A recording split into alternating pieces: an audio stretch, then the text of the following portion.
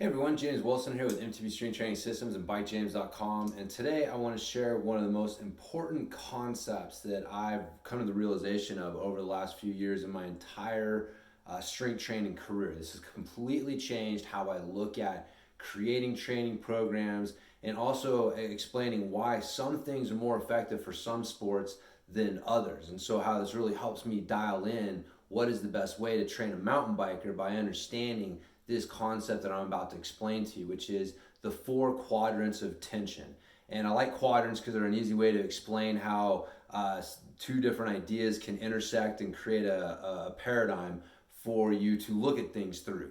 And so in this case, there are two different types of tension and they intersect to create this quadrant that I'm going to explain and go into it here. So give me a minute, just let me get it all set up for you, explain a few things, and I promise you it will be worth it at the end. So the first type of tension is dynamic and isometric. So basically, what is the speed of the movement that you're performing, right? So isometric means that you're creating tension but you're not moving, and dynamic means that you're creating tension and you're moving as quickly as possible, right? So think about like an isometric squat where you're just holding like a body weight squat at the bottom, and then think about a vertical jump at the other extreme, right? And so in between those two extremes, you have every other speed of movement possible. And so everything that you do is going to fall somewhere in this speed continuum between an isometric and a dynamic movement. And so that's going to give us our first part here of the continuum, right? So the first thing is the speed of movement. And so we've got dynamic and we've got isometric. Okay, and so the second thing that we're gonna do is look at the type of tension, or like where is the load. Okay, so you have compression and then you have leverage-based loading. And so compression-based loading is where the load is in close to you. It's equally loaded on both sides. And so the load is being run straight down. There's a lot of compression on the joints. And so that's what you're dealing with. Leverage-based loading is where the load is far away from you. And so, or it's off-centered. And so think about like a goblet squat is a good example, right? If I was to hold the weight in close towards me, that is a compression-based load. The load's in close, it's evenly loaded. If I hold the weight out away from me, now the load's out further away. This is a leverage-based load that I'm having to deal with. And so the same movement, but where the load is and how the load is set up is going to change what is happening with the body, what type of response you're getting. Because compression-based loading targets the muscle fibers more directly, just kind of works on your strength, your ability to generate tension. And then the leverage-based loading works on your ability to stabilize and create stability through the system. So think about like compression strength is your gym strength, and leverage strength is your farm boy strength, right? Because the guys working on the farm are, slinging hay and carrying buckets and doing a lot of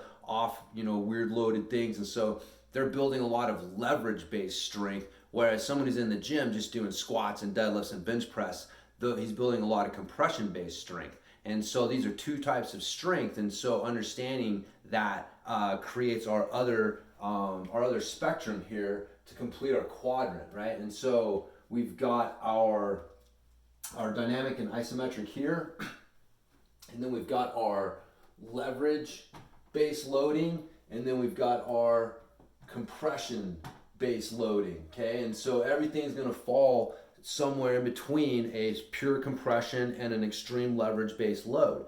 And so you see when we intersect these two ideas, the speed of our movement and where the load is, what kind of compression, what kind of tension we're having to deal with, whether it's a leverage or compression-based loading, that we create this quadrant. And now you can start to look at exercises, you can start to look at sports and things within this, right? And so if you look at a sport like, say, sprinting, for example, right? That's gonna be a dynamic compression-based sport, okay? You look at a sport like mountain biking Well, we deal a lot with leverage-based tension. We have a lot of isometric demands because remember, isometric strength is also your ability to create a stable platform to move from. So for example, like when you're pedaling, especially standing up to pedal, yeah, your legs are creating the movement, but the rest of your body, or a lot of your body, the rest of your body is contracting isometrically to create the tension and create the platform for your legs to drive from. And so again, just dealing with the different types of loads and stuff on the bike, that's a leverage-based sport. And so you can see how different sports would start to fall in this category. And you can also start to see how different exercises fall in this category. In fact, if you look at most programs, you're going to find a very heavy bias towards dynamic compression-based loading.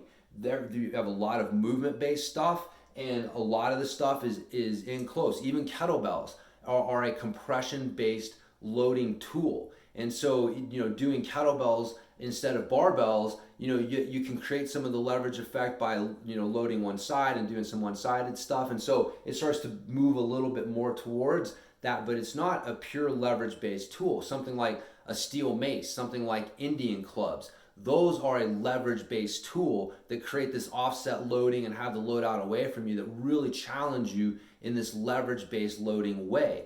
And so understanding this, now you can see where different tools fall on this.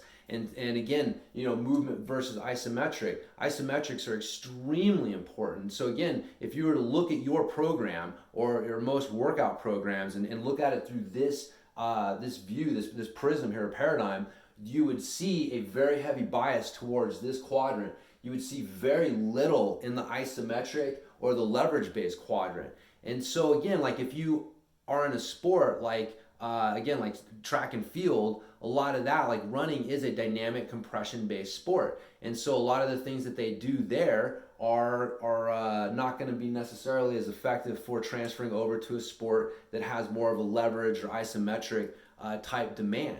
And so so now this is, like I said, once you understand this, now you can start to see better ways to design programs for athletes based on the true demands of their sport. Like, yeah, great push, pull, hinge, squat. That's a good way to look at programming, but it's very simplistic, right? Because you have to look at the type of tension being created within those movement patterns. What is the speed of the movement and what is the type of load being placed on the system during the movement. And these things are just as important, if not more important, than just simply plugging in a push, pull, squat, hinge. So again, that's a good way to do it, but looking at the bigger picture and understanding how these different types of leverage in this quadrant helps you design more effective programs. So again, this is one of the reasons I've been really into isometric training lately, because now you see there's a whole side of this quadrant that if you're not doing isometric training, you're missing out on. We have way too much dynamic loading in our training programs, especially for sports like mountain biking that require a high degree of isometric strength.